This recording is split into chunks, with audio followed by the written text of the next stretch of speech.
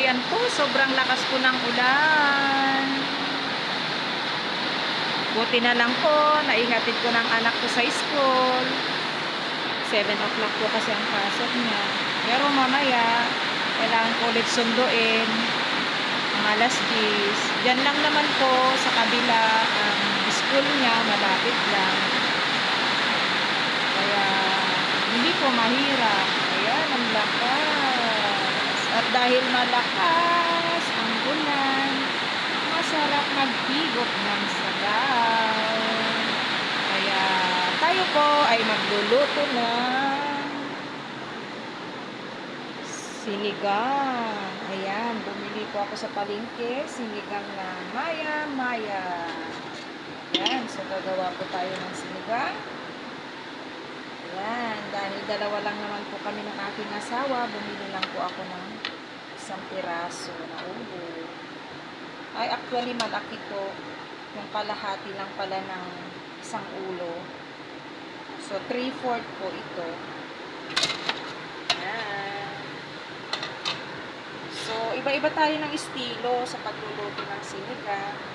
So, kami kasi, napakuluan muna ito. Sinasama na yung mga sahog. Ayan.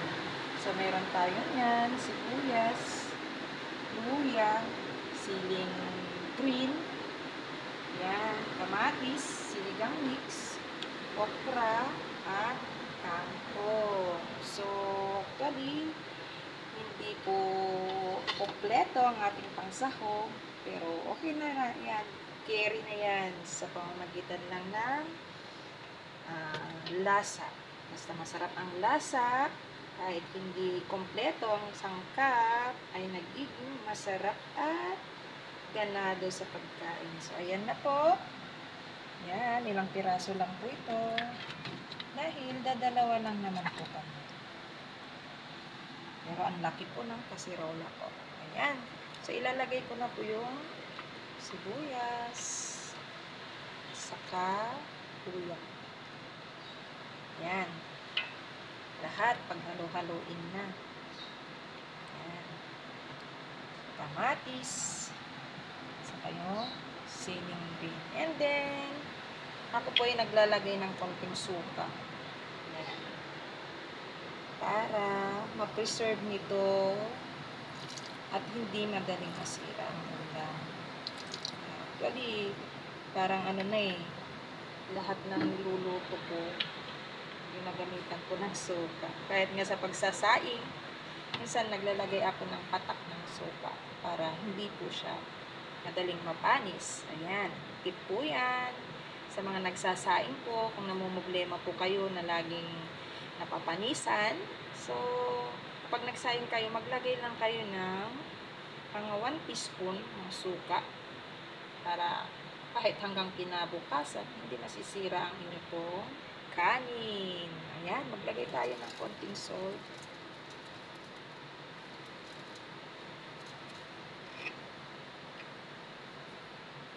Konting fish sauce. Ayan.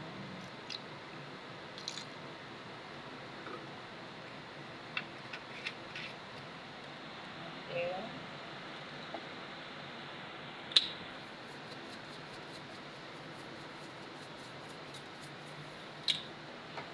So, ito ay atin lamang pong sasalang. Pakukuluan muna natin bago tayo magdagdag ng sabaw. Ayan. So, ayan po, kumukulo na. So, pwede na tayong mag-add ng tubig. Ayan.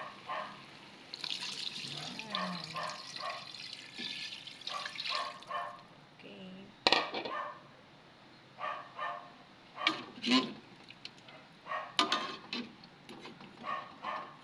So, ayan po. Antayin muna natin kumulo bago natin ilagay yung mga gulay. So, ayan, tignan natin kung kumukulo na. Ayan, kumukulo na siya. So, pwede na nating ilagay yung okra at saka kangkong. Pero lagyan muna natin siya ng pampaasim. Masarap ito pang maasim.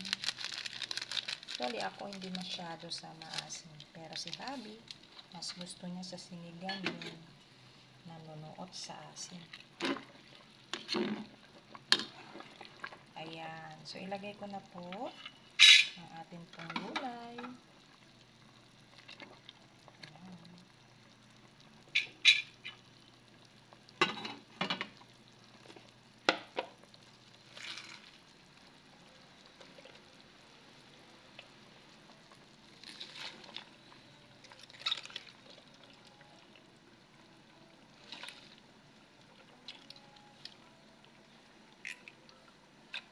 Ayan. So, takpan muna natin para maluto ang gulay.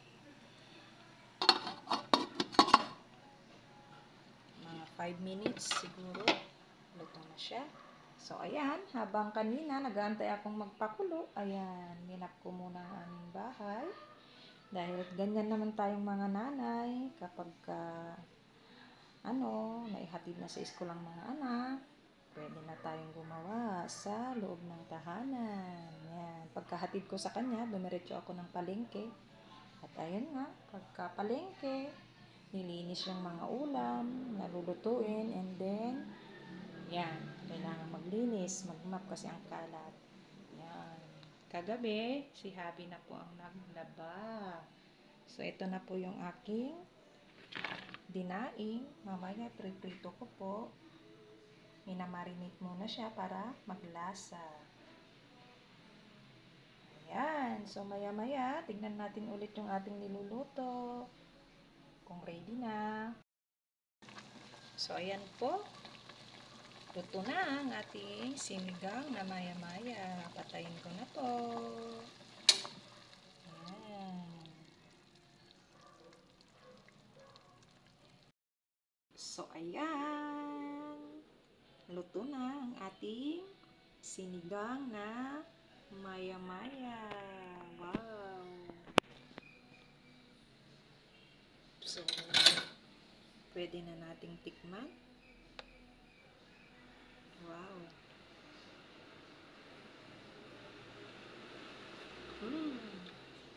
Ang sarap ng asim. Iba rin talaga pag lutong bahay. Kaya alam nyo, yung aking hobbies, sobrang saya sapagkat kasama na niya kami. Hindi na siya kumakain sa mga kantin-kantin. Bagkus, lagi nang umuuwing may masarap na ulam. May nagluluto sa kanya. Ayan po. Ayan. Maraming salamat sa inyo pong panonood. Hanggang sa muli po. God bless po sa ating lahat.